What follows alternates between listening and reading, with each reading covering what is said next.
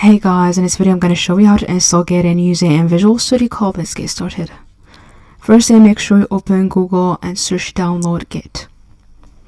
The reason why I'm telling you to search download Git and not Git itself is because when you're going to be searching for Git alone, you're just going to get one of these websites popping up, and it's still going to be difficult for you to find where to download it. But if you have searched for download Git directly, you're just going to get this one popping up, and it's going to be easier and much better.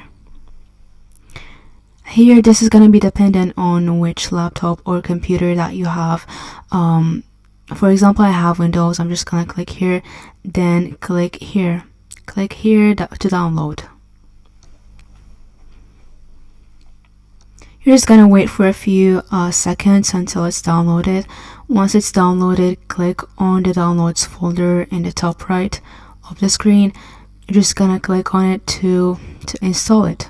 You're just going to find here the bottom where it says next. You're just going to keep clicking on next until there's the install button appearing. You're just going to click on it. Then once it's going to be installed, you're just going to go to the bottom left and search for Git Bash. Click on Git Bash. It's gonna take you here. Make sure you type in Git status here, then press enter on your keyboard. Once you've done this, go again to the start menu and search Visual Studio Code.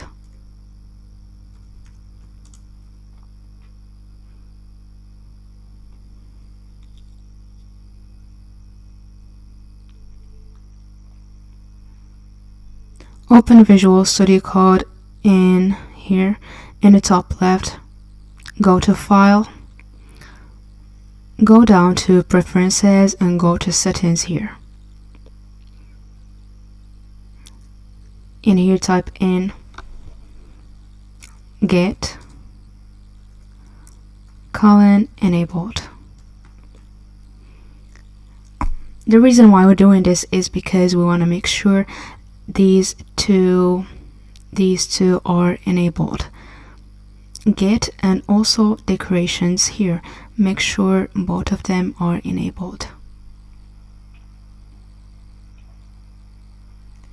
This is all you need to do. If you have found this helpful, drop a like and subscribe. If you have any questions, ask me in the comments, and thank you for watching. See you next video.